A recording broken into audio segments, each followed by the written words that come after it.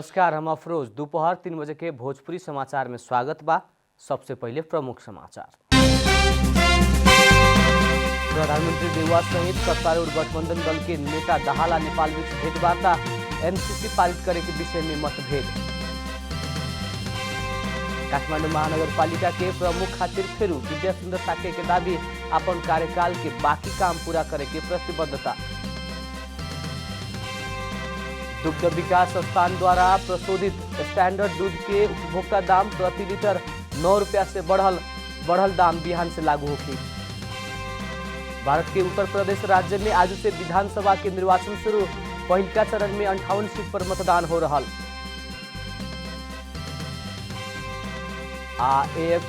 AFC cup छनौट अंतर्गत Machhindra football club आज श्रीलंका के ब्लू स्टार भेट रहा।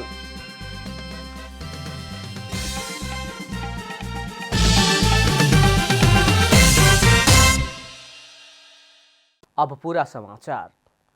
प्रधानमंत्री शेरबहादुर देउवा सत्ता साझेदार दल नेकपा माओवादी केन्द्र और नेकपा एकीकृत समाजवादी से एमसीसी समझौता अनुमोदन बारे छलफल कैले बानी।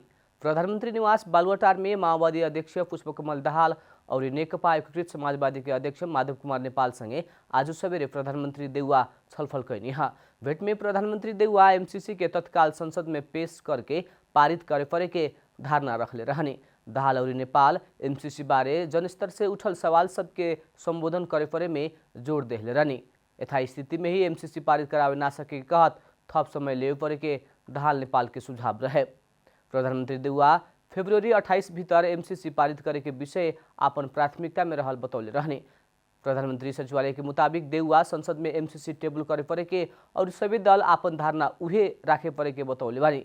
पिछला समय एमसीसी के विषय के लेके गठबंधन में मतभेद देखल गई बा। प्रधानमंत्री देउवा एमसीसी तत्काल पारित करे के पक्ष में भइला पर भी माओवादी और नेकपा एकीकृत समाजवादी फरक मत राखते आइल बा। नेपाली कांग्रेस के नेता शेखर कोइराला आए वाला निर्वाचन में कौनो दल से गठबंधन ना करे के पक्ष में रहल बतौले बानी।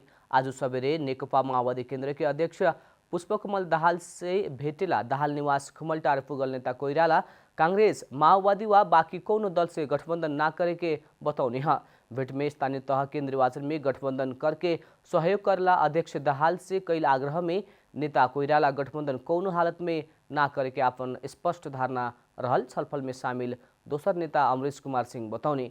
दाहाला कोइराला बीच अमेरिकी सहयोग परियोजना एमसीसी के विषय में समेत बातचीत भइल रहे। कोइराला एमसीसी के बारे में राष्ट्रीय सहमति जुटावेला दाहाल से आग्रह कैले रहने। कोइराला 2 दिन पहले एमाले अध्यक्ष केपी शर्मा ओली के उनकरे निवास बालकोट में ही पुगे भेंट वार्ता समेत कैले रहने। काठमाडौँ महानगरपालिका के प्रमुख विद्यासुंदर साके पार्टी से जिम्मेवारी देहला पर फेरू महानगर के प्रमुख में अपन दावेदारी रहल बतौले बानी। बीपे के काठमाडौँ महानगरपालिका वार्ड नंबर 21 गोफलटोल में निर्माणाधीन श्रीधर नारायण परिसर के फाल्चा और पार्क के शिलान्यास कार्यक्रम में बोलत मेयर साके ऐसन बतौनी। वहाँ के पार्टी से जिम्मेवारी देहला पर और महानगरवासी के सहयोग रहला पर फेरू आपन दावेदारी रहे के बतौनी। साके आपन कार्यकाल में बहुते स्थान में सांस्कृतिक संपदा सबके शिलान्यास कैल और संपदा निर्माण के काम जल्दी उर्वा के उद्घाटन करे के समेत बतौनी।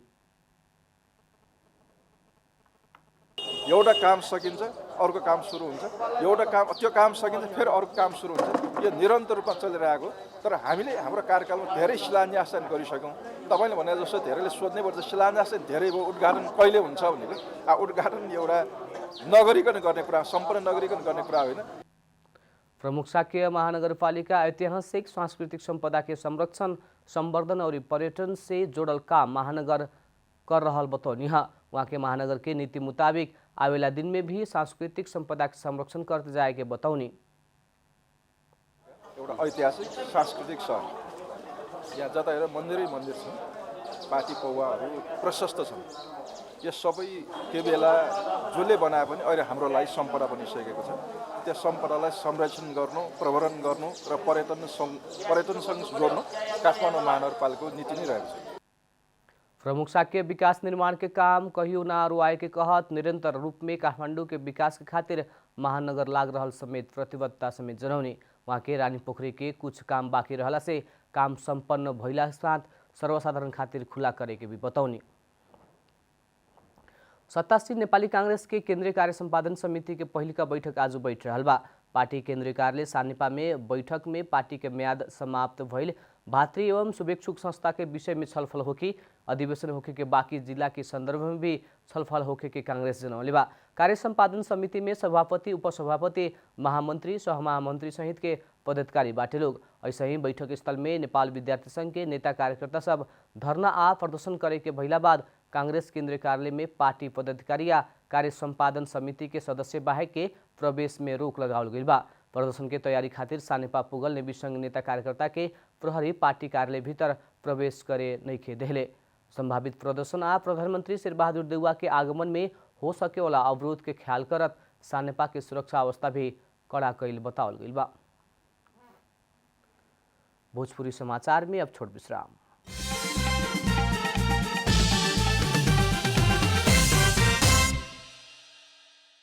भोजपुरी समाचार में अब थप समाचार।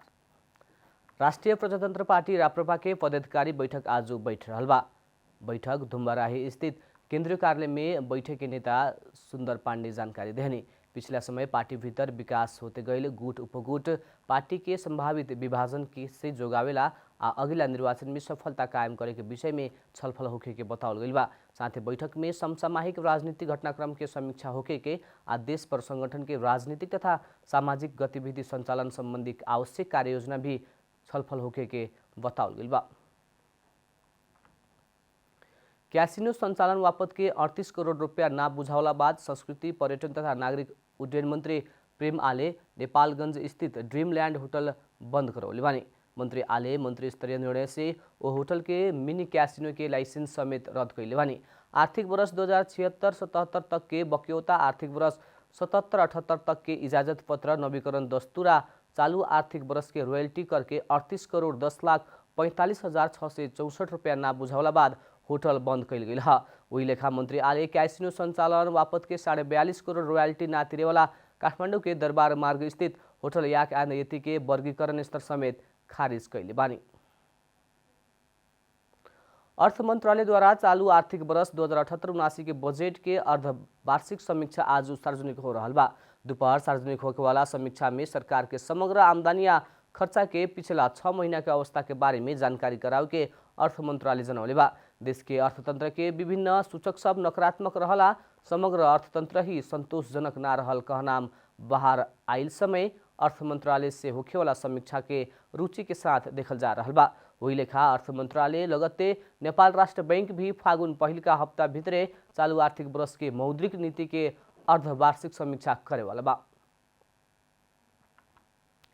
त्रिभुवन विश्वविद्यालय अगिला 1 गते फागुन से भौतिक उपस्थिति में ही पठन पाठन कराव के निर्णय कैले बा। आज त्रिवी रजिस्ट्रार कार्यालय द्वारा सूचना जारी करत पठन पाठन परीक्षा लगायत कार्यालय के संपूर्ण काम भौतिक उपस्थिति में ही संचालन करे के जनौल बा। कोरोना के तेसर लहर शुरू भइल संगे ही त्रिवी द्वारा बीतल 9 गते माघ से विभिन्न तह के परीक्षा समेत स्थगित भइल रहे। मंगर के बैठल त्रिवी कार्यालय परिषद के बैठक 1 फागुन से पठन पाठन रोकल परीक्षा संचालन करे के निर्णय कैलक है। अब आर्थिक समाचार।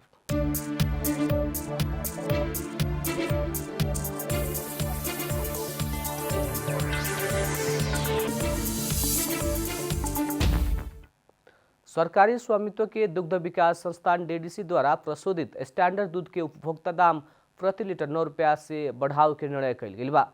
मूल्य वृद्धि संगे ही अब पैकेट में उपलब्ध होखे वाला 1 लीटर दूध के दाम 85 रुपया पुगल बाटे। संस्थान के बोर्ड बैठक नया उपभोक्ता मूल्य निर्धारण के निर्णय कैल जनौले बा। बढ़ल मूल्य बिहान सुख से लागू होगी। बुध के कृषि तथा पशुपक्षी विकास मंत्रालय संस्थान के दूध के भाव बढ़ावेला अनुमति देले रहे। 3 इकाई फैट आ 8 इकाई SNF के आधार में प्रशोधित दूध के मूल्य तोकेला मंत्रालय सहमति देले रहे। इससे पहले मंत्री परिषद बैठक किसान के मिले वाला कच्चा दूध के दाम 6 रुपया 52 पैसा से बढ़ा के निर्णय कैले रहे। भोजपुरी समाचार में अब छोट विश्राम।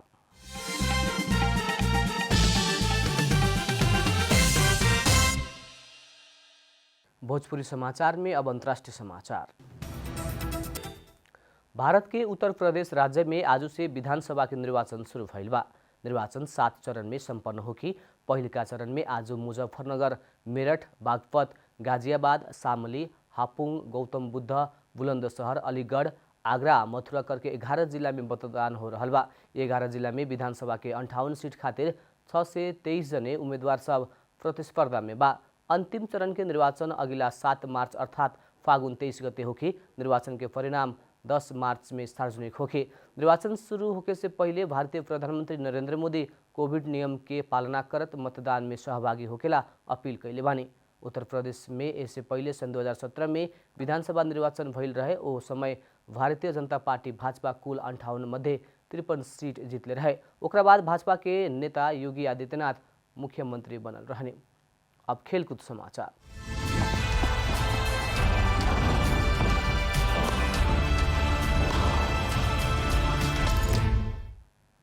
एएफसी कप छनौट अंतर्गत मछिन्द्र फुटबल क्लब आ श्रीलंका के ब्लू स्टार खेल बीच खेल त्रिपुरेश्वर स्थित दशरथ रंगशाला में होखे वाला बा। अखिल नेपाल फुटबल संघ एन्फा के मुताबिक खेल अप्रैल 5 में होगी।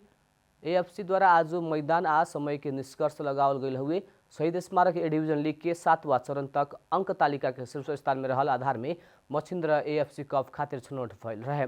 ब्लू स्टार विरुद्ध के खेल में जीत हासिल करल खंड में मछिन्द्र के अप्रैल 12 में भारत के एटीके मोहन बगान विरुद्ध कोलकाता में विवेकानंद युवा भारतीय त्रिरंगा में खेले के मिली। समूह चरण में स्थान बनावेला मछिन्द्र के मोहन बगान विरुद्ध के खेल भी जीते ही के परी।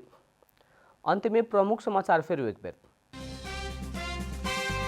प्रधानमंत्री देउवा सहित सत्तारूढ़ गठबंधन दल के नेता दाहाला नेपाल बीच भेंटवार्ता, एमसीसी पारित करे के विषय में मतभेद।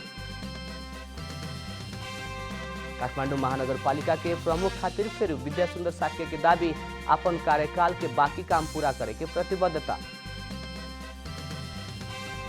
दुग्ध विकास संस्थान द्वारा प्रशोधित स्टैंडर्ड दूध के उपभोक्ता दाम प्रति लीटर 9 रुपया से बढ़ल दाम बिहान से लागू होगी।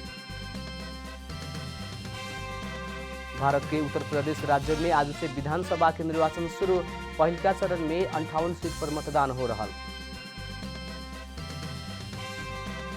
एएफसी कप छनौट अंतर्गत मछिन्द्र फुटबल क्लब आ श्रीलंका के ब्लू स्टार भिड़ रहा।